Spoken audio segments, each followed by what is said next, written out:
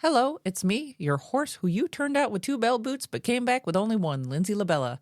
And today we're going to revisit the Lehigh Valley Trail, picking up where we left off in Rush, New York, and completing it all the way to Victor. Why? Because you're listening to Rochester Trail Riders.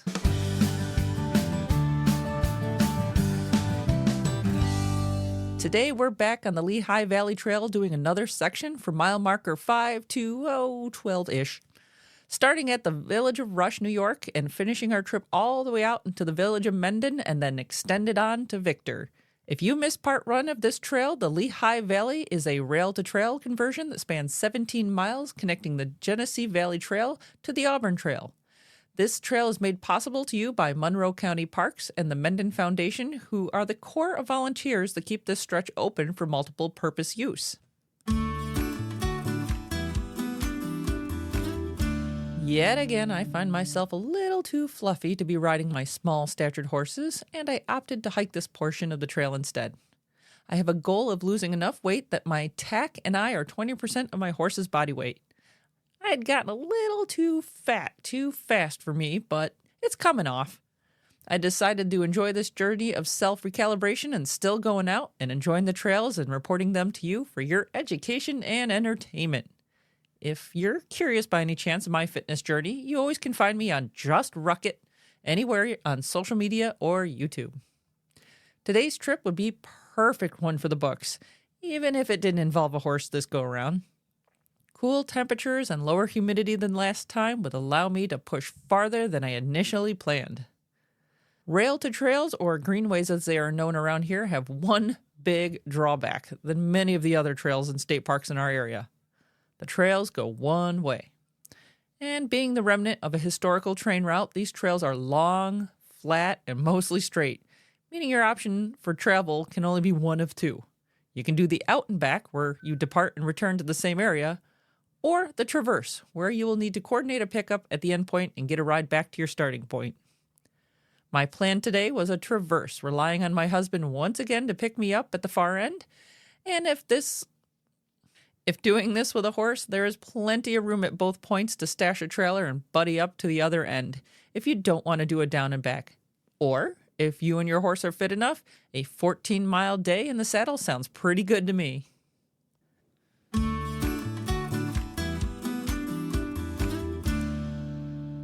The morning of my trek, I woke up well before first light and stumbled around my house, trying not to wake up anyone.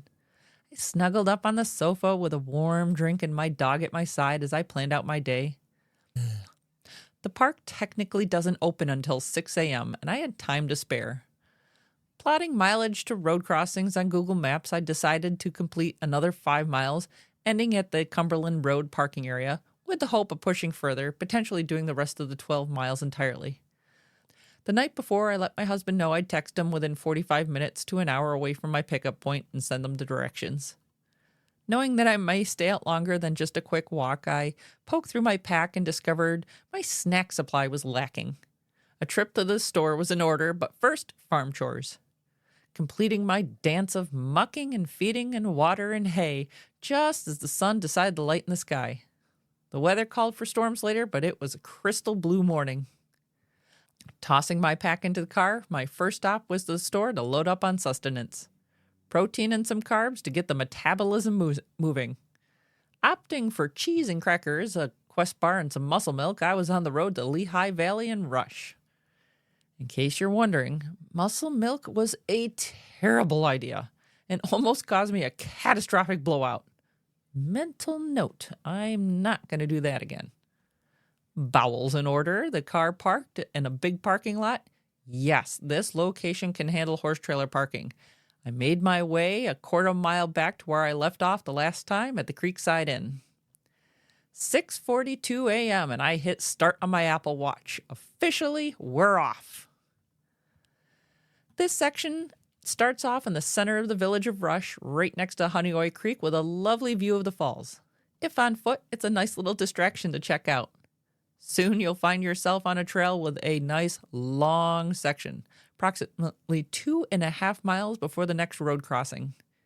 Honeoye Creek meanders off to your left, coming into view occasionally with fields giving way to wooded areas on your right. As customary on the LVT, horses are to ride off the stone dust in a wide grassy area to your south, which is to my right as I am traveling east.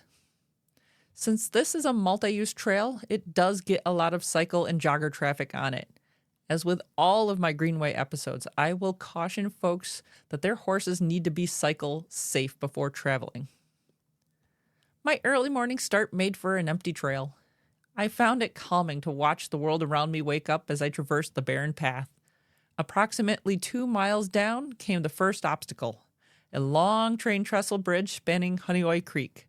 Signage warned of steep drop-offs on either side, but reassuringly there was a wide wings on this bridge to funnel horses without worry. There was even a small mounting stone block on the far side, a rare sight for this trail. And short time later came the first road crossing and a fun place to stop and absorb some history. Monroe County Parks preserved the Lehigh Valley Trail junction with plans to expand this area into a small park called the Mendon Station Park. There is much to see with gardens and building site markers, a few rail cars, and more. For me, it was a perfect spot for a water break and to stretch out the legs before pressing on. Past the junction, the trail comes to a fork with a section leading off to the right to the Great Bend Park.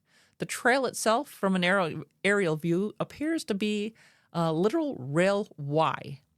A Y is where a train could turn around. That is spelled W-Y-E, in case you're wondering. My plans for the day had me continuing on to the left, which was clearly marked as the Lehigh Valley Trail. A short time later, we made it to the Clover Street crossing, known as Route 65, and this is a heavily traveled road. Please use caution when crossing. There's a small parking area, not appropriate for trailer parking there as well. A quick burst into the woods and out you come to Quaker Meeting House Road, a much quieter crossing with a larger parking area off to the north, capable of holding one trailer. The next stretch is a long, densely wooded section on both sides, complete with steep grades on the north side. A nice 1.6-mile-long span that brings you out to the Chamberlain Road crossing, which marked 5 miles traveled thus far. This crossing was where I intended my pickup initially, but opted to continue on the extra 2 miles all the way to Mendon, and I let my husband know at this point of my plans. This last stretch was broken up by West Bloomfield Road at approximately the midway point. This crossing did not reveal any trailer parking either. In my last mile stretch, you could feel the slow encroachment of housing along the wooded path. The trail got wider and wider until it eventually burped out into a baseball park in Mendon. The parking here is plentiful, as long as it doesn't conflict with a baseball game. This park was also my endpoint. As if by divine intervention, my ride turned in the parking lot the exact same time I arrived. Perfect timing. Well, kind of. I could see the 12-mile marker at the road crossing, and I was determined not to get into the truck until I touched that marker. And then, of course, crazy me, I couldn't stop walking circles until my kilometer-based Apple Watch showed 12 kilometers. So satisfying on so many levels to complete a perfectly whole number.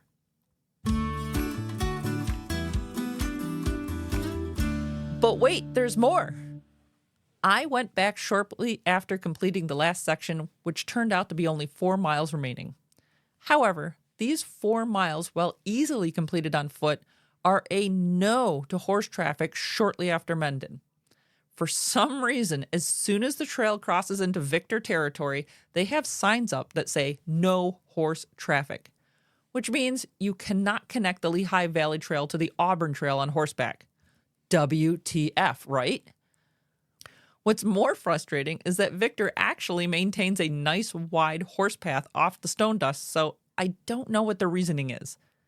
I did notice they also have signs up restricting e-bike usage, so my guess is the problem is with the fact that the trail is heavily traveled and they don't want to have conflicts.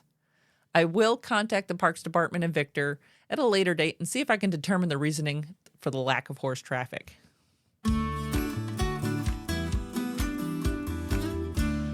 Lehigh Valley Trail completed.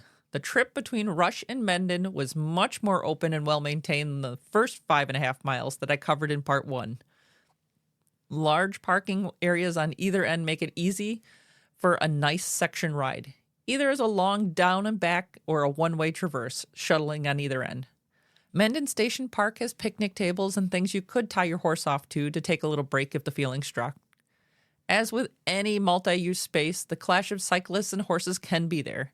This tension I can see only escalate since horses are to ride off the stone's dust, making the cyclists look like they can just whiz by without yielding.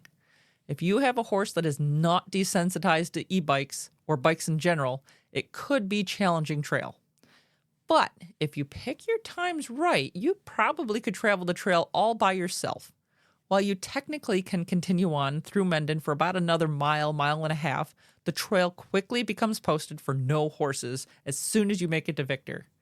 If you're riding this trail to complete your RTR badge, completed entries will be accepted from the River Road to Mendon baseball fields.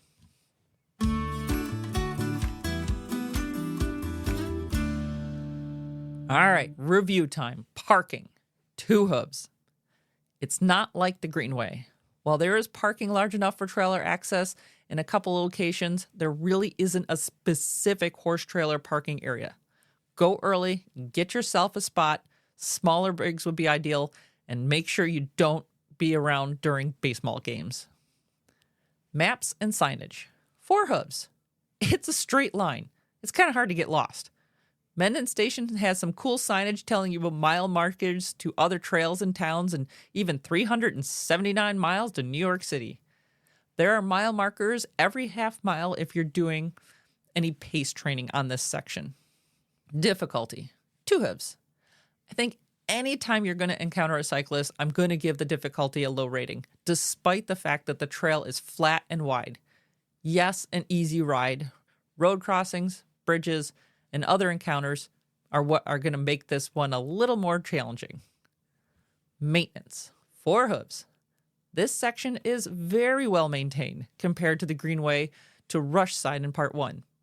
The grass area for horse traffic has groomed and the branches and brush have been kept back.